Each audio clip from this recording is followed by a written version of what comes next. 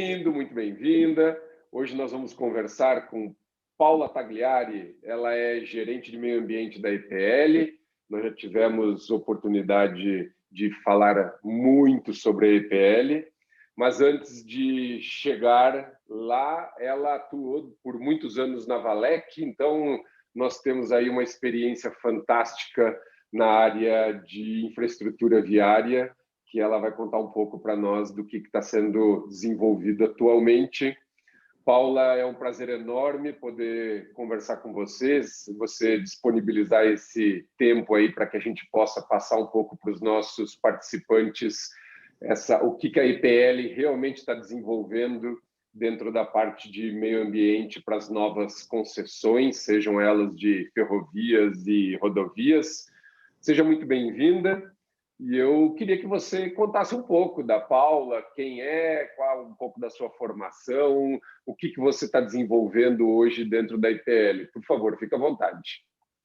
Oi, Alex. Obrigada, eu que agradeço a oportunidade. Bom, eu sou bióloga de formação, tenho uma especialização em gestão de recursos hídricos pela UNB, pelo Instituto de Geociências, e também um mestrado pelo Instituto de Engenharia Florestal, em manejo de conservação de bacias hidrográficas. Estou na IPL agora, vai fazer um ano, e trabalhei por 10 anos lá na Valec com a gestão das ferrovias, a Ferrovia Norte-Sul, a FIOL, que é a Ferrovia de Integração Oeste-Leste, e a FICO, Ferrovia de Integração do Centro-Oeste.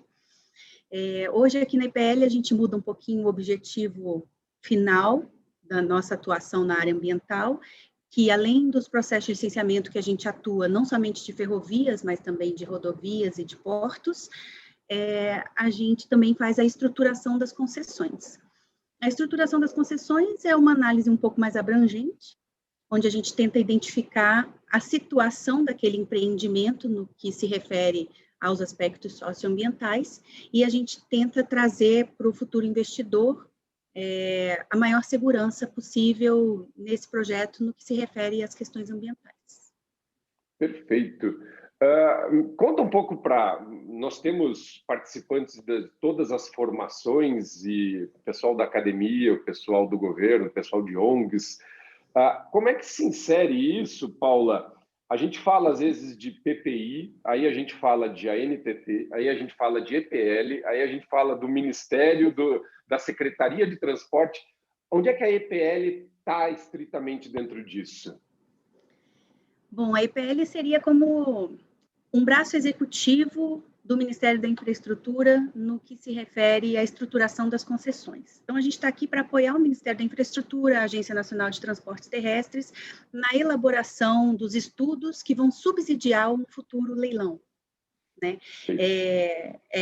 O PPI, ele entra, a nossa relação com o PPI é porque normalmente os empreendimentos que serão concedidos, eles são priorizados pelo PPI, então a gente também tem uma relação com eles, inclusive um apoio deles no andamento dos projetos. Tá, joia. Então, assim, só para entender, vocês fazem um processo prévio do licenciamento, na questão especificamente do meio ambiente, nesse caso. Vocês fazem um processo prévio ou desenvolvem todo esse processo do licenciamento até que entre na concessão propriamente dita, e aí o empreendedor é que pega o resto da atuação? Vai depender da diretriz do Ministério, né? Cada empreendimento tem uma situação, uma particularidade, e aí isso vai ser analisado, e conforme a diretriz vier, a gente pode fazer uma estruturação de um projeto que já está em operação, por exemplo, né, onde a gente vai demonstrar ambientalmente como está a situação, e dizer quais são os próximos passos a serem seguidos e fazer a orçamentação de tudo isso. Ou, se o projeto ainda não tem um licenciamento iniciado e a diretriz vier no sentido de EPL, faça os estudos ambientais para a obtenção de uma licença prévia, por exemplo, aí a gente segue esse processo também, contratando e acompanhando todo o estudo de impacto ambiental até a obtenção da licença prévia ou da licença de instalação, conforme for a diretriz do Ministério. Legal. E falando em licença de instalação, acompanhando um pouco das redes sociais aí, eu vi, uns dias atrás, essa história da licença de instalação da FICO e que você teve um papel nesse processo enquanto você estava lá na Valec e agora se comemora realmente a liberação dessa licença. Conta um pouquinho disso para nós, como é que foi essa experiência numa ferrovia desse porte, com todos os desafios que existiam. Como é que foi trabalhar dentro desse processo de licenciamento da FICO? Eu fiquei super feliz vendo os comentários e as citações nas redes mesmo, porque eu não esperava que as pessoas fossem lembrar de tudo que a gente fez, né, para até chegar a esse ponto da emissão da licença de instalação. O processo da FICO, ele começou em 2008, então ele é muito antigo. Eu entrei na Valec em 2011, então eu peguei um processo já em andamento com muitos problemas. Muitos problemas. E fora isso, a gente tinha, e a gente vive isso ainda, né? O ministro Tarcísio, ele está diminuindo um pouco essa problemática, que é o seguinte, o empreendimento que é prioridade de governo e o empreendimento que deixa de ser prioridade de governo. Porque quando a gente trata de infraestrutura, principalmente ferrovias, você não planeja e constrói uma ferrovia em 4 anos. Sim. Né? É um empreendimento que demanda um planejamento muito robusto, com mais tempo, com muitos entes envolvidos. Então, não é uma coisa que você faz num planejamento de um governo. Né?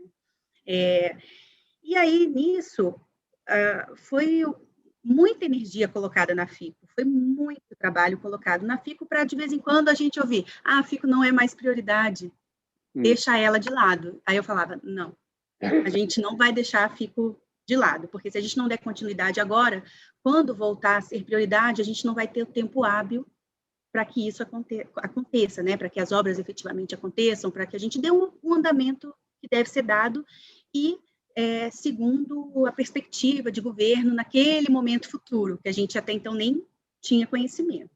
E aí é engraçado que até um colega meu lá da Valec, o Marcelo, ele escreveu assim, que alguma coisa no sentido de que com a cara e a coragem, alguma coisa assim, a gente foi buscando dar andamento ao processo da FICO, e realmente foi isso. Eu lembro que eu fiz uma minuta de ofício, levei em mãos no Ministério para o secretário na época de fomento e falei, eu preciso que você assine isso, senão a gente não vai dar continuidade na FICO.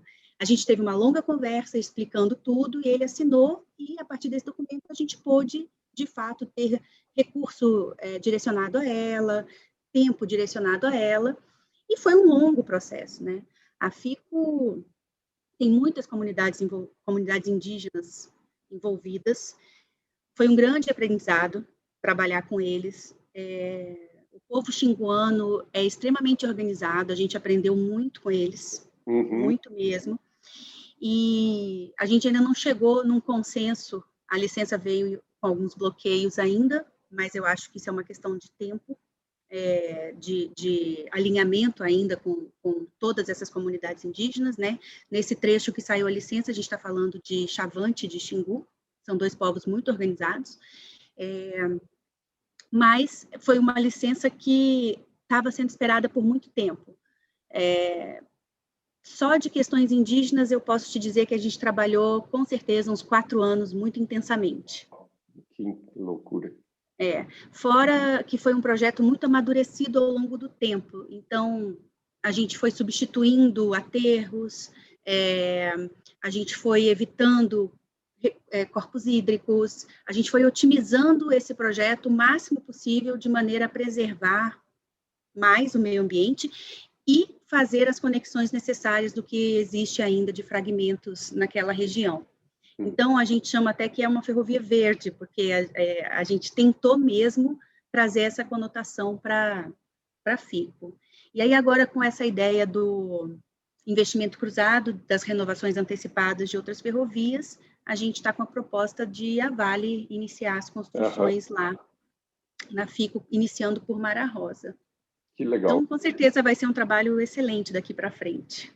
Meus parabéns, porque assim, realmente todo mundo, tudo que se escuta falar diz que foi um trabalho exemplar e que tem que ser usado de exemplo aí para em vários outros processos que venham daqui para frente, agregando esse aprendizado todo, né? Isso. Paula, e assim, para a gente dar uma ideia para os nossos participantes da dimensão que está se falando em termos de concessão, você tem assim um breve número em termos de número de concessões ou quilômetros que estão sendo trabalhados nesse momento pela EPL, sobretudo nos projetos em geral e no meio ambiente mais especificamente? O que eu posso te dizer é que, assim, aqui na área ambiental, a gente está trabalhando com pelo menos, deixa eu ver aqui, 1, 2, 3, 4, 5, 6, 7, 8. Com absoluta certeza, mais de 10 mil quilômetros de rodovias, mais 1, 2, 3, 5, 6.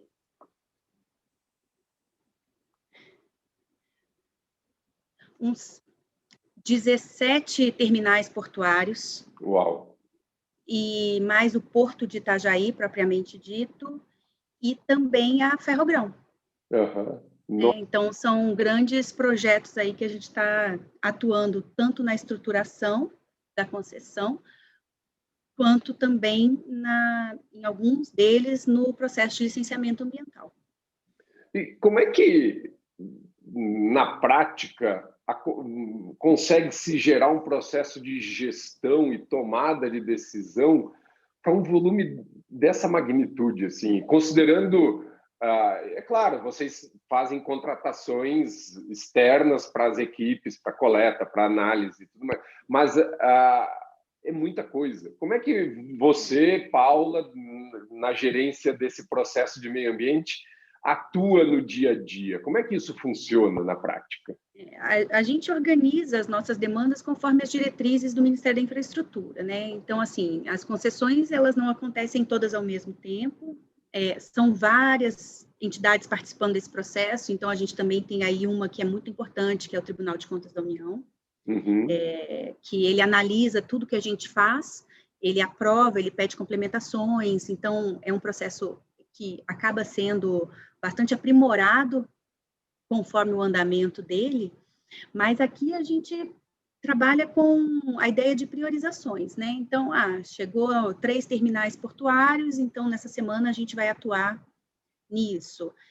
As rodovias, muitas vezes, são contratados, né? Então são terceirizados que fazem, e a gente analisa e acompanha esse processo. Muitas vezes a gente faz também, tudo vai depender do processo, do empreendimento, da urgência, né?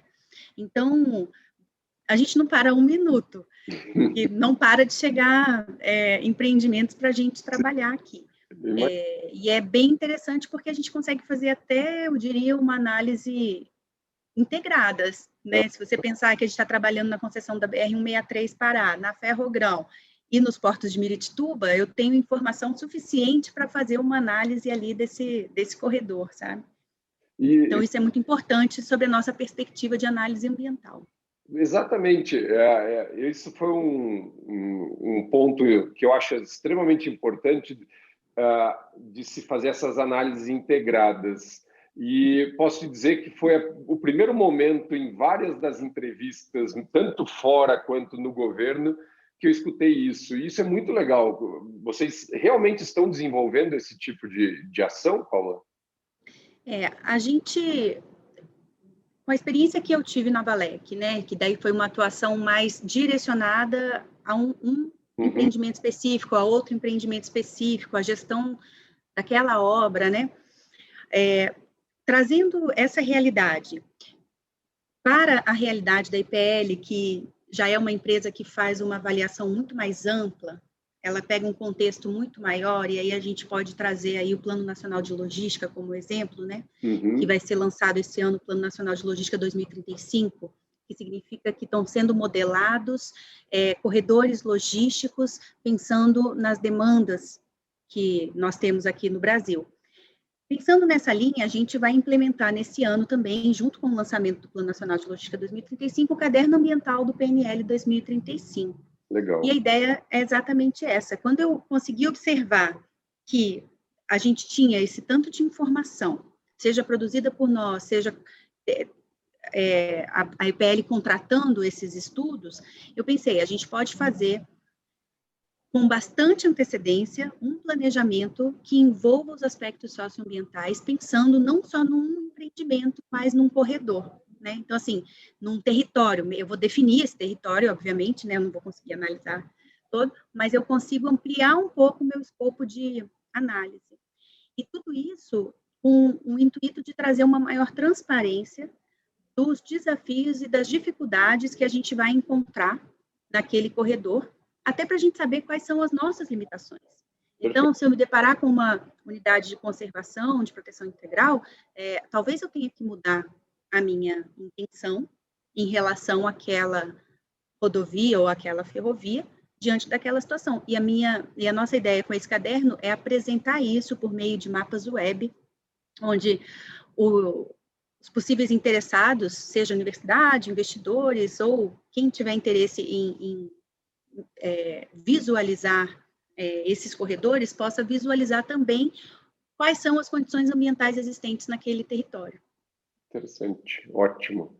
E você falou aí do Plano Nacional de Logística, e a gente vai ter a participação também, já deixo aqui o convite para os nossos participantes de assistirem a palestra da Caroline, aí da EPL também, que ela vai contar um pouco desse plano, mas eu queria que você antecipasse, desse um pequeno spoiler aí de como é que está sendo colocado essas diretrizes de sustentabilidade. Você comentou que vai ter um caderno na área ambiental, mas dentro do próprio plano, existe alguma ação definida? Como é que isso está sendo feito? O PNL, o papel fundamental dele é direcionar os estudos de viabilidade, permitindo o balizamento das expectativas. Uhum. Dessa forma, a gente traz o caderno de uma maneira a complementar, né, a fazer parte dessas expectativas, tendo em vista que o peso dos aspectos socioambientais ele é bastante relevante em estudos de viabilidade, né? A gente já sabe, quem atua na área sabe bem que a gente procura ao máximo evitar interceptação em terras indígenas, em terras quilombolas, em áreas que tenham uma sensibilidade ambiental maior. Então, a gente tenta evitar isso, e o PNL ele busca essa diversificação da matriz, tanto por conta de eficiência, né, como também de economia no sentido do transporte das cargas, propriamente dito, né? Então, o caderno ambiental, e a Carol vai poder explicar isso na palestra dela muito mais a fundo do que eu vou falar para vocês, ele vem trazendo os aspectos socioambientais propriamente ditos, e aí a gente vai tentar fazer uma abordagem sobre tudo isso, e quanto às diretrizes, o Ministério da Infraestrutura, ele lançou em janeiro desse ano as diretrizes de sustentabilidade do Ministério da Infraestrutura. Uhum. Essas diretrizes são seguidas por nós e vai ser seguida pelo caderno ambiental do PNL. E elas têm uma abordagem sobre a gestão territorial, sobre sustentabilidade, elas trazem uma abordagem também sobre os aspectos dos meios físico, biótico, social. Uhum. Então, ela tem uma afinidade muito grande com a nossa rotina de trabalho, até mesmo dentro do processo de licenciamento. O caderno ambiental, a gente nem entra no processo de licenciamento ainda. Ele é muito anterior, ele é bem anterior. E um dos motivos da gente trazer a Clara essas questões é exatamente para quando aquele empreendimento, aquela atividade for sofrer um processo, for passar por um processo de licenciamento ambiental, as exigências desse processo estejam intrinsecamente voltadas aos impactos ou aos possíveis impactos que aquele empreendimento pode trazer. Então, a gente vai tirar do processo de licenciamento o peso que hoje a gente enfrenta muitas vezes de questões que não têm uma relação com o impacto daquele empreendimento. E a gente vai tentar tirar esse peso trazendo essa informação de uma maneira muito responsável e transparente, e naquilo que a EPL puder já resolver, a gente vai atuar para isso. Aquilo que a gente não puder ter uma atuação direta no momento em que a gente estiver realizando as análises, isso fica muito claro para que o futuro concessionário, a entidade privada que vai atuar naquele empreendimento, tenha já esse conhecimento e possa avançar mais rapidamente no enfrentamento dessas dificuldades. Você sabe que eu, também fazendo um spoiler aqui, eu tive a oportunidade de conversar com o Marcelo da Costa, secretário de Transporte, né, dentro do Ministério, e aí ele estava me contando que provavelmente o IFC fará uma análise de várias, não sei se de todas, mas do conjunto de concessões, analisando, se eu não me engano, 5 parâmetros, dando estrelas para o risco pensando muito na questão de segurança viária, nesse caso, e aí pensando em moto, pensando em carro, pensando em pedestre e tudo mais.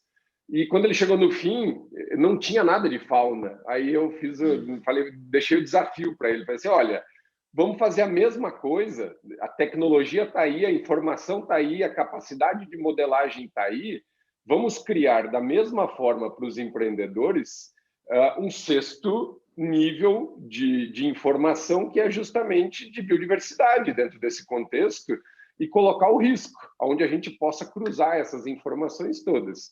Eu acho que ele gostou da ideia. Então, assim, quem sabe a gente pode ter aí uma informação complementar vinda ou diretamente do IFC ou de outra forma, para que a gente tenha a biodiversidade ponderada dentro das análises de risco.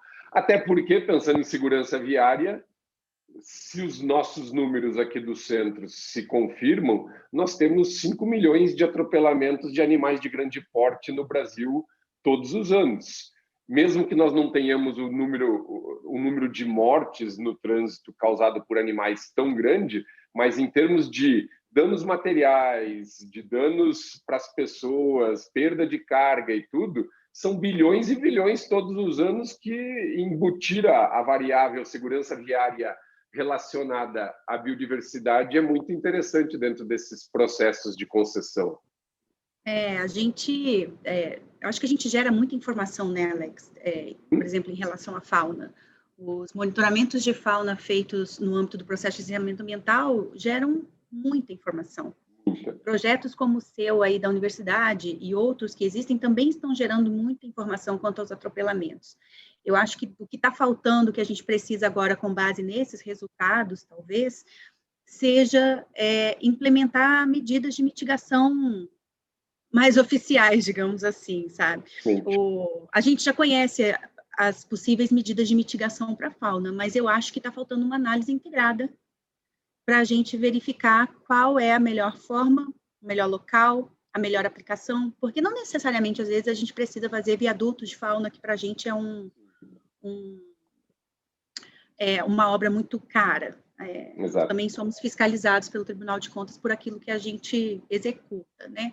Mas eu posso tentar buscar, com base nos dados que todos já têm, medidas que vão ser tão eficientes quanto, né?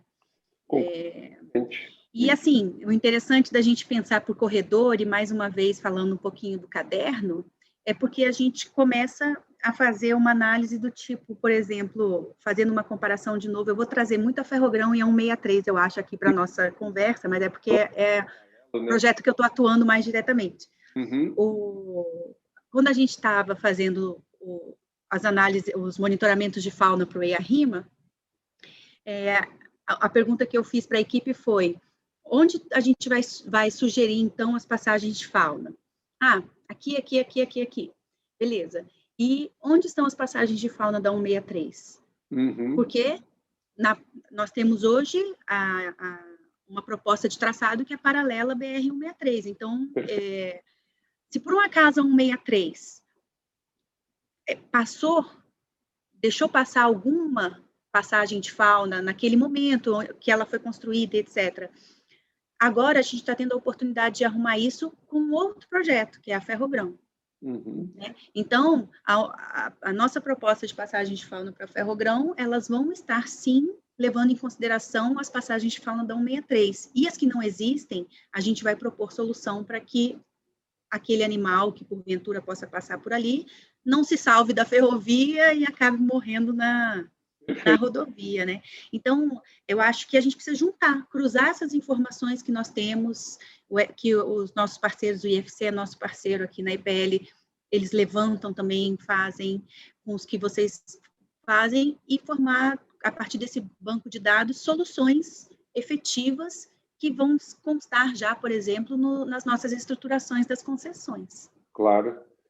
Qual que é a distância entre a 163 e a ferrovia, em termos de metros? Assim, você tem alguma ideia do que está? Não, eu não tenho essa ideia ainda, porque nesse momento a gente tem o traçado, a diretriz de traçado do estudo de viabilidade técnica econômica ambiental.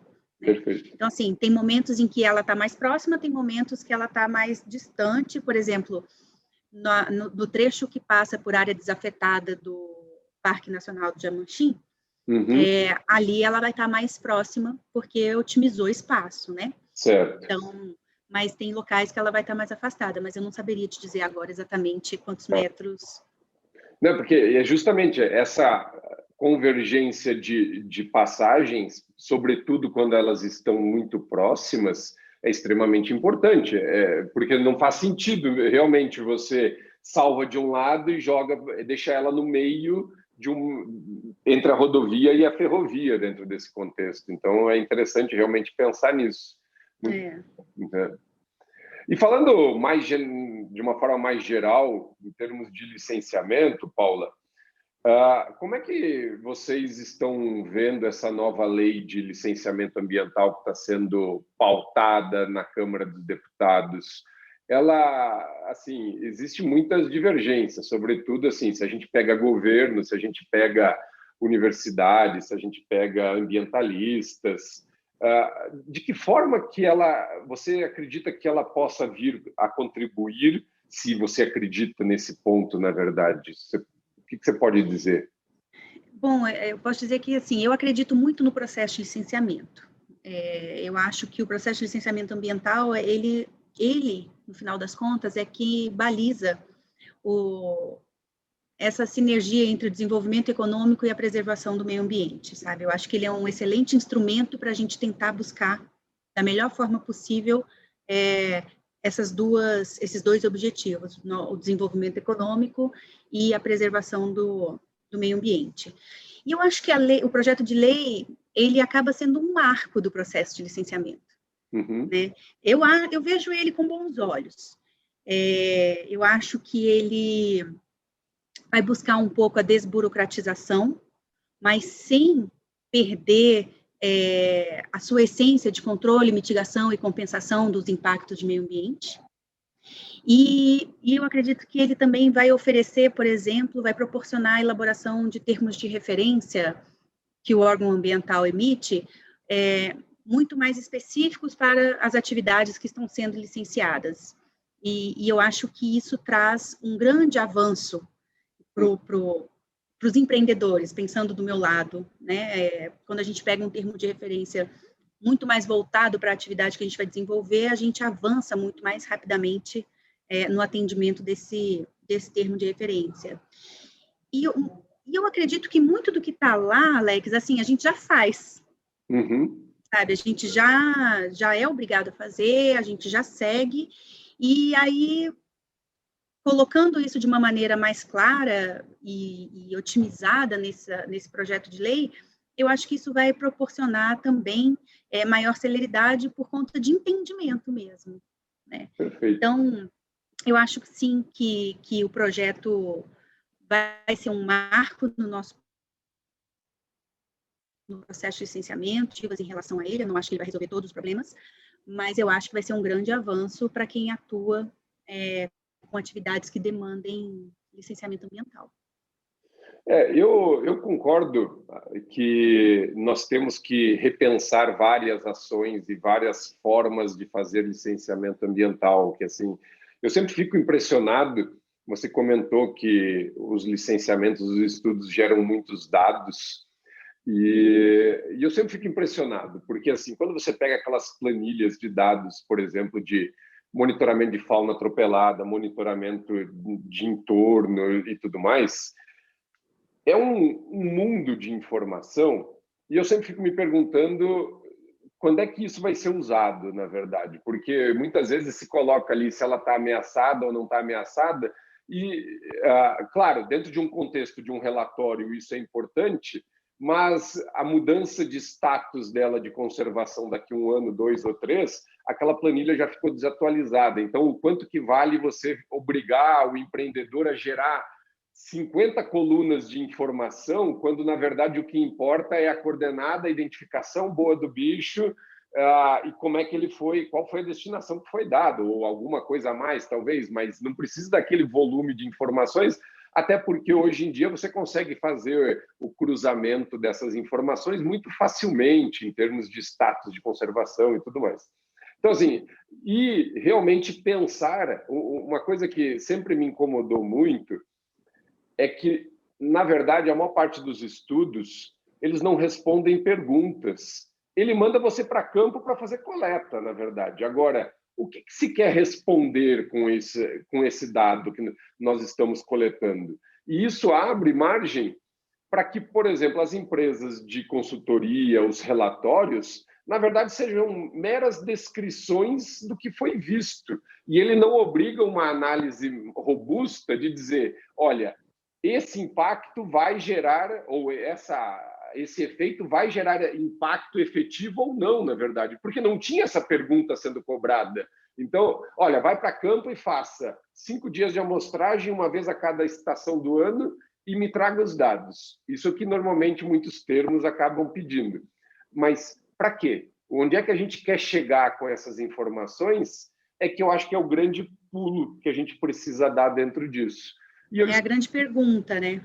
Exato. Onde é que a gente quer chegar? O projeto de lei, eu acho que ele vai trazer essa questão da hierarquização da mitigação, né? Então, eu acho que ele vai tentar deixar isso mais claro ou direcionar para que os estudos fiquem mais claros nesse sentido de qual é o impacto identificado, qual é a medida de mitigação proposta para aquilo. Eu vou conseguir mitigar, não vou conseguir mitigar, então como é que eu vou compensar esse impacto que foi previsto, né? Isso vai trazer uma eficiência muito grande para os processos. Aproveitando a oportunidade, a gente vai lançar agora no mês de novembro o EIA-RIMA Digital. Na verdade, o EIA-RIMA Digital, ele é uma proposta nossa que a gente vai apresentar para o IBAMA, junto com o estudo de impacto ambiental da Ferrogrão. Por enquanto, ele é uma proposta. Nesse momento, a gente vai apresentar para o IBAMA e mais no intuito de colher informações deles. Falta isso, eu acho que precisa acrescentar tal coisa, isso aqui é desnecessário. Mas a nossa ideia com o EIA-RIMA Digital é exatamente sair desse estudo com tanta informação que muitas vezes não é nem lida, ou com tanta informação repetida que a gente passa reto ali, não dá a atenção, porque ou já é de conhecimento, ou não precisava naquele momento. E aí, o nosso intuito foi trazer o EIA-RIMA Digital, onde a gente já vai mapear todas as análises feitas de diagnóstico do EIA.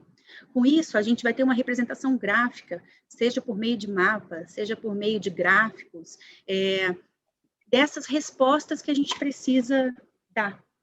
E eu acho que com isso a gente vai conseguir uma interpretação muito melhor do EIA, muito mais efetiva, e a gente vai conseguir oferecer para o analista ambiental que vai analisar esse estudo a informação direta, direcionada, sem fazer ele perder tanto tempo, às vezes, lendo uma coisa que já é de conhecimento dele. Ou seja, a gente vai tentar priorizar por meio de painéis, a informação que a gente julga que é importante para o analista na tomada de decisão dele, de uma maneira mais direta. O EIA tradicional, digamos assim, ele é fundamental ainda, porque é a partir dele que a gente passa para o EIA digital, né? É como se todo o estudo, todo o termo de referência solicitado foi feito, foi atendido, e agora eu estou transformando essa informação de uma maneira mais clara de ser vista.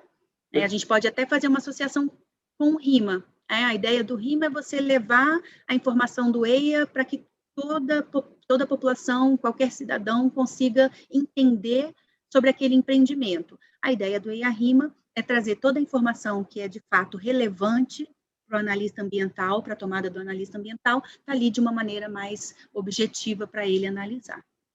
Eu acho isso muito legal e espero que vocês tenham sucesso nisso, porque isso obriga, na verdade, a uma sistematização dos dados que torna muito fácil o cruzamento dessas informações com projetos futuros, na verdade. Isso. Porque se você cria um dashboard, se você cria um painel, obrigatoriamente essa informação tem que estar sistematizada, senão ele não vai gerar informação. Então, com isso, de uma forma muito simples, você no futuro pode ter não um projeto, mas 100 projetos e todos eles estarem conversando e dizendo, tá, em tal estado, quais são os projetos que nós temos, quais são as espécies, quais são as medidas que foram propostas.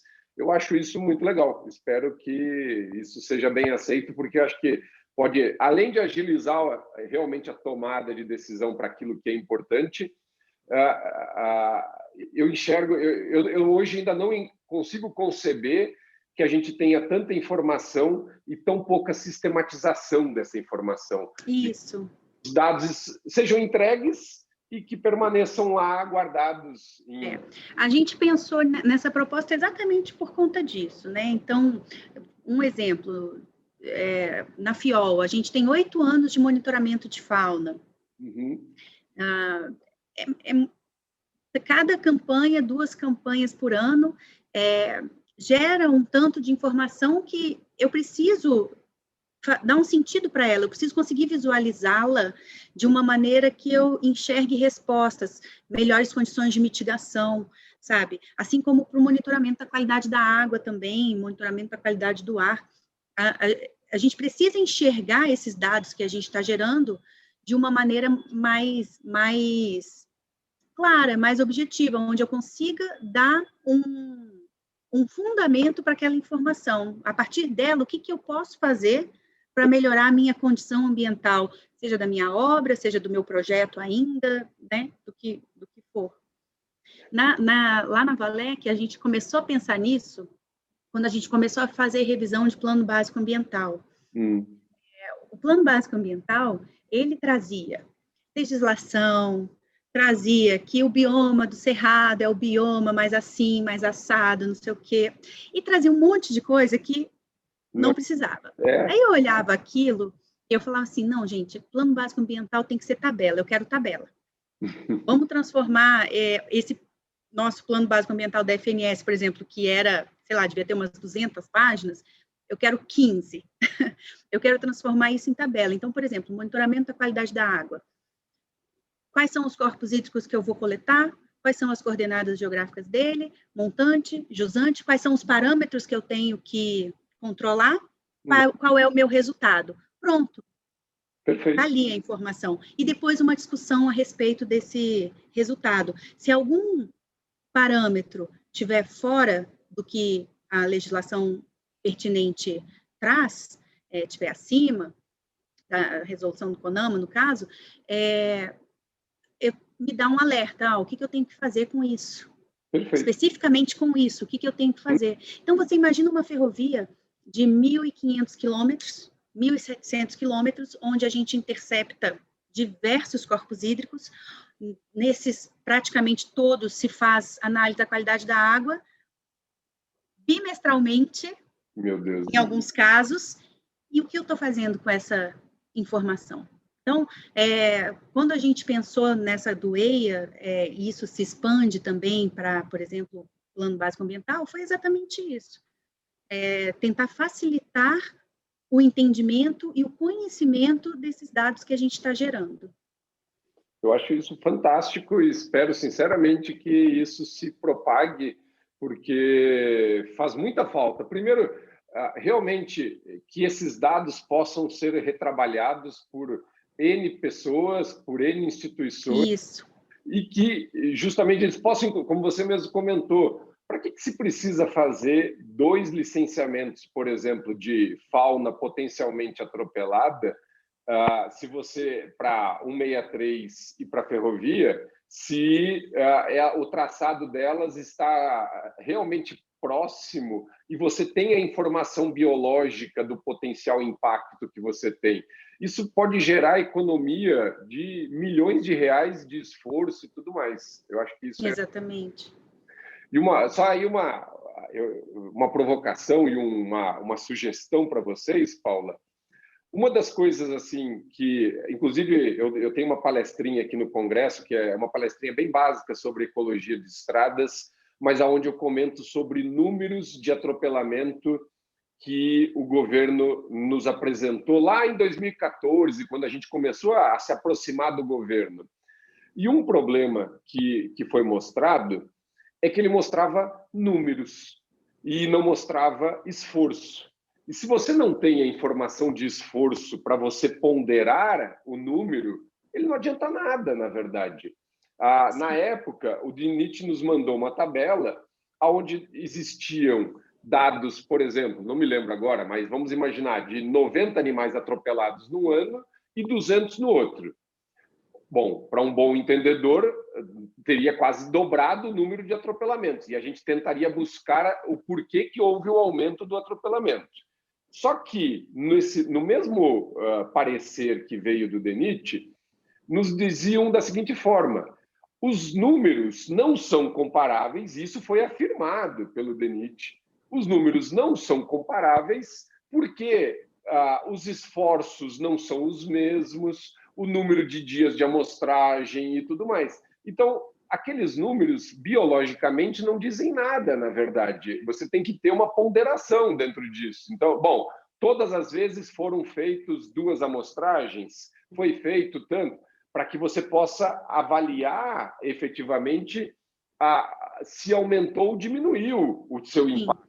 Então, porque senão, por exemplo, você teve mais bicho atropelado num ano do que no outro. Ótimo, isso aconteceu porque você teve maior trânsito de trens passando, porque você teve mais carros que se deslocaram por ali, ou porque você teve mais animais passando.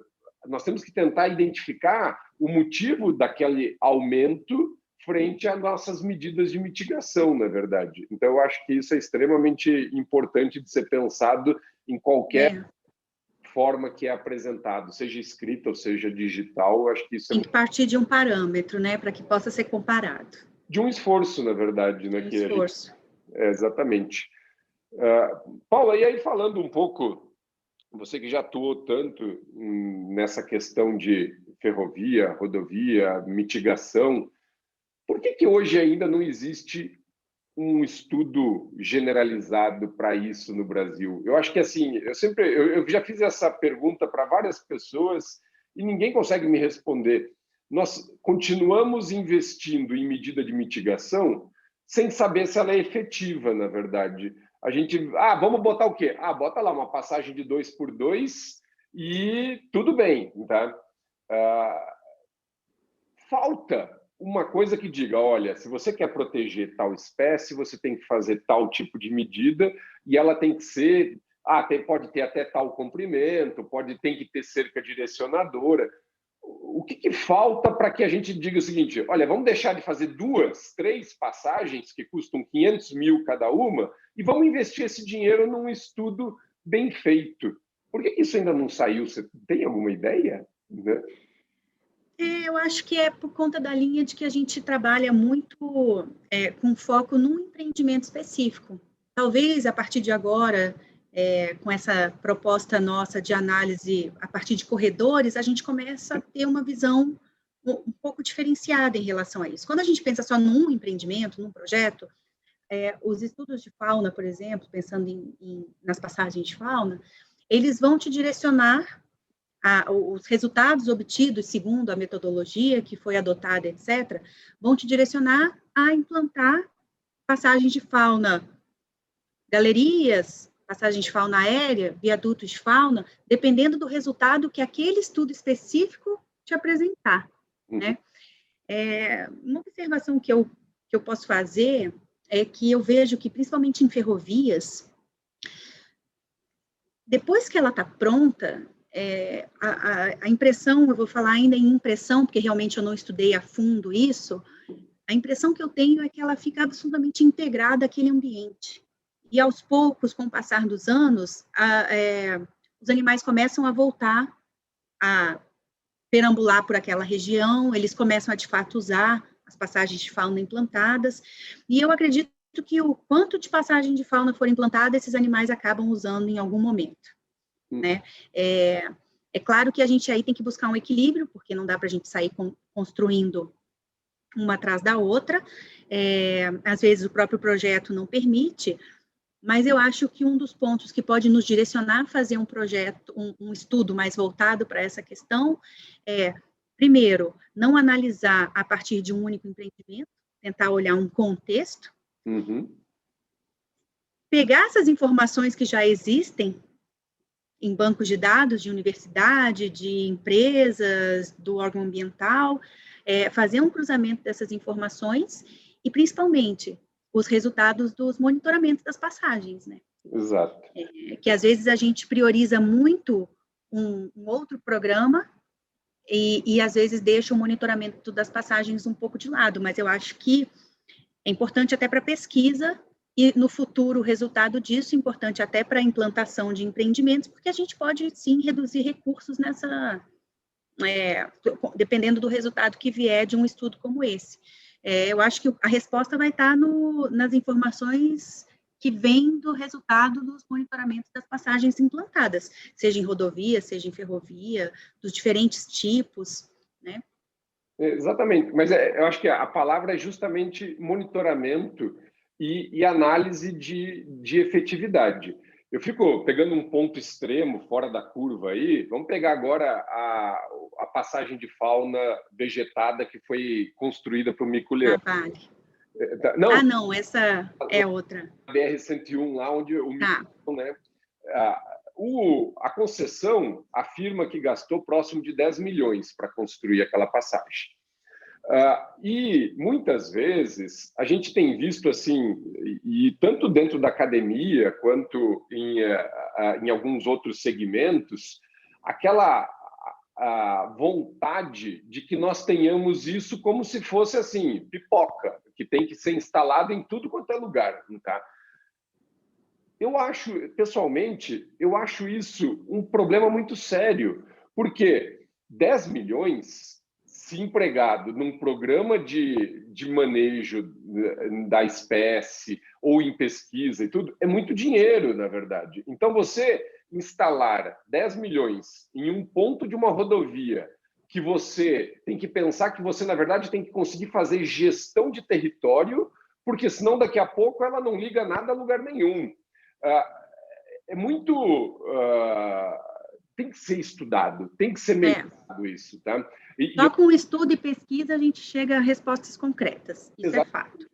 No caso do mico-leão, lá no Rio, olha só, eles tinham 20 anos de monitoramento com radiotelemetria, eles sabiam que tinham que gerar conectividade, eles sabiam o ponto exato, e uma série de coisas. E ainda assim pode ser que os micos talvez levem 5, 6 anos para passar ou mais, não sabemos.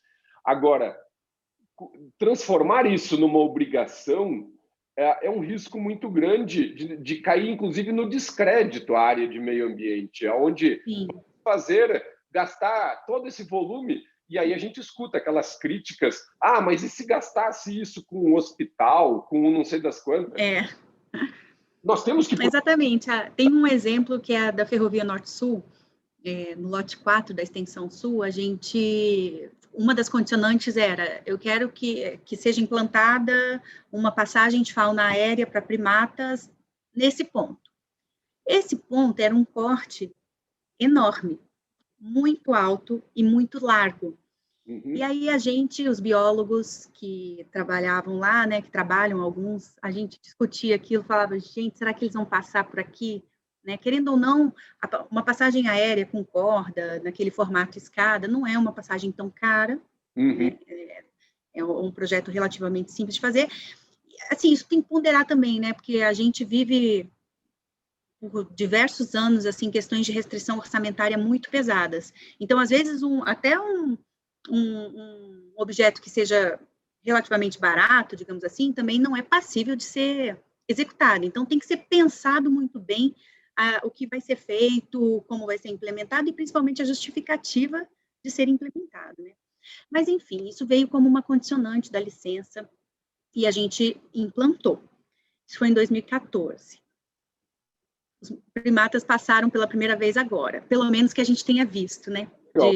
Tenha sido monitorado. Então, assim, por isso que eu digo, a ferrovia, ela é um meio, um modo de transporte que é muito, ela se integra muito, né? Principalmente se for linha simples, nesses locais onde é só uma linha, tal, quando, às vezes você nem percebe que tem uma ferrovia ali, está em área rural, né? Então, por isso que eu acho que o ambiente vai se adaptando àquela nova estrutura que foi ali implantada, e os animais, principalmente, começam a usar os recursos que estiverem disponíveis para eles usarem. Ótimo que essa deu certo, mas seria um projeto que poderia nunca ter sido usado. E só para fechar, tem uma coisa que a gente tem que levar muito em consideração, que é assim, não é uma medida só que vai trazer a efetividade da ação que você pretende. Então, o plantio compensatório é outra ação extremamente importante de ser realizada nos processos de licenciamento ambiental de implantação de empreendimentos lineares, porque a gente cria, de fato, corredores verdes. Perfeito. E com isso você atrai a fauna novamente. Então, se você consegue propor um ambiente que seja um ambiente de recuperação que seja o mais próximo do ideal para aquela fauna que vive na região e ainda proporciona as medidas de passagem, de mitigação para proteção daquela fauna, a gente começa a ter aí uma análise integrada também da mitigação do risco que foi avaliado, sabe? Eu acho isso perfeito. É que eu só penso, assim, por isso que eu acho que é importante a gente realmente ter um estudo nacional do que é efetivo para cada espécie ou para cada grupo de espécies. Porque vamos imaginar o seguinte, Paula, agora começou a passar esses macacos nessa passagem que foi instalada. A pergunta é o seguinte: qual é o tamanho da população que nós temos no entorno e aquilo que está passando? Pode ser que você tenha 1000 primatas naquela região e uma espécie esteja fazendo uso. Talvez já seja a espécie foco, ou então seja um dos grupos que apareceu, mas que isso, na verdade, até que ponto isso está gerando o processo de conservação que a gente quer? Uma coisa é uso das medidas de mitigação. Então, fotografar o animal passando por dentro de uma passagem, isso é uso, isso não é efetividade da medida de mitigação. E a gente tem que se aperfeiçoar nisso, até para que, por exemplo, eu conversei com alguns pesquisadores da área de bem-estar animal, que a gente possa começar a estudar como é que as nossas passagens de fauna podem se tornar mais apreciadas pelas espécies que a gente está querendo que use. Porque, senão, a gente, como você disse, existe pouco recurso, muitas vezes, que às vezes uma simples passagem de corda pode ter um valor que não deveria ser, mas que se transforma em impeditivo dentro de um projeto. E aí, o que acontece? A gente acaba escolhendo, às vezes, um ponto, ou não tem como discutir com o Ministério Público, com as ONGs, com a universidade, porque não existe uma baliza para dizer, olha, se ela não for instalada aqui, mas ela for instalada 500 metros depois ou 1 quilômetro depois, a efetividade dela vai ser muito maior. Eu acho que é isso que está faltando hoje dentro de todo esse investimento em medida de mitigação que a gente faz, sabe? Mas... vamos buscar tentar superar essas lacunas, né? A gente tem que promover, eu acho que mais workshops mesmo. A universidade faz um trabalho excepcional, as concessionárias fazem um trabalho, as empresas públicas fazem outro. A gente tem que unir esses esforços, juntar essas informações e começar a produzir, de fato, pesquisa e estudo direcionado ao tema que a gente julgar pertinente, né? Muito bem.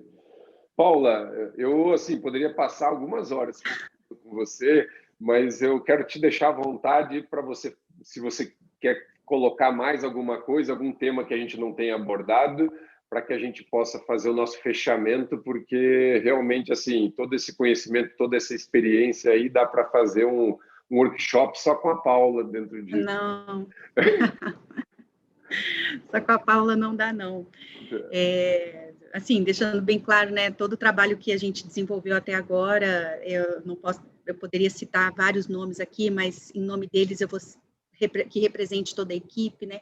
Aqui comigo a Caroline, que vocês depois vão ter a oportunidade de assistir a palestra dela sobre o caderno ambiental da IPL.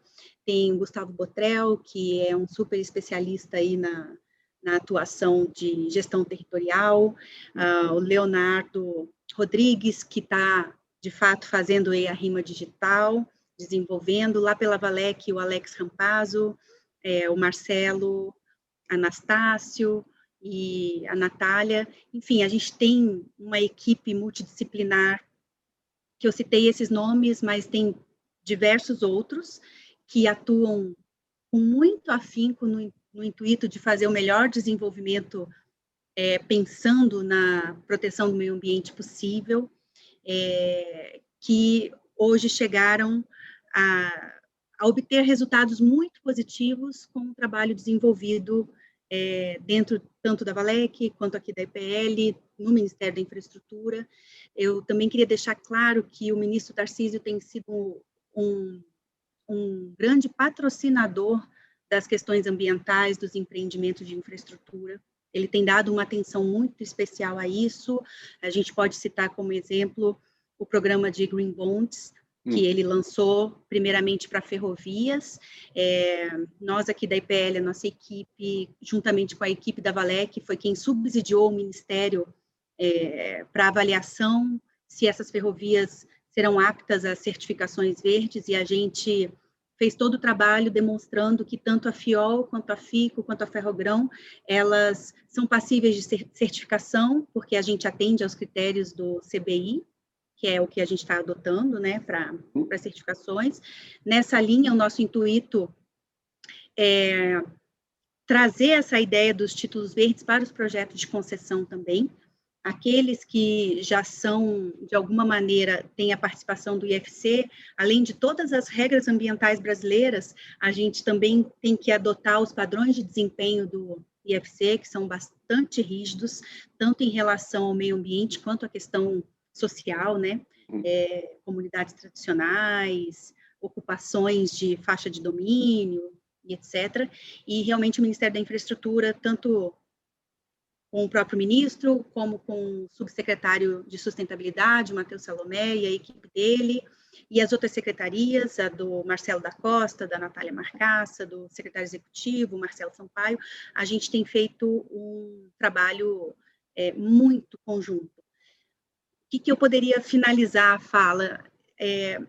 Hoje, a gente, EPL, Valec, Ministério e suas secretarias, PPI, o que eu sinto é que a gente não está trabalhando sozinho, a gente trabalha em prol de um projeto. Então, cada um, na sua competência institucional, de onde está alocado, tem atuado ativamente pensando na execução e no andamento do processo de um determinado projeto. E isso traz uma vantagem muito grande, que é a continuidade do projeto.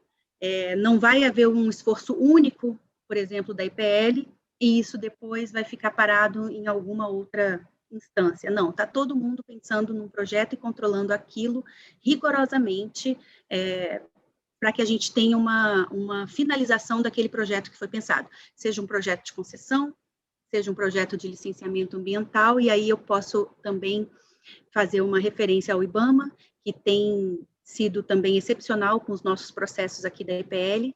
A gente, de fato, está conseguindo regularizar todas as pendências e as situações que estavam, de alguma maneira, paradas lá no órgão, nesse intuito. Vamos andar com a infraestrutura, vamos fazer o que a gente tem que fazer, tanto no processo de licenciamento ambiental, vamos trazer às claras a situação ambiental, territorial, atual daquele corredor logístico, para que a gente consiga, dessa maneira, atrair mais investimentos, para que a gente possa cada vez mais construir empreendimentos com essa conotação que a gente fala, entre aspas, verde, né? Mas com projetos de fato sustentáveis.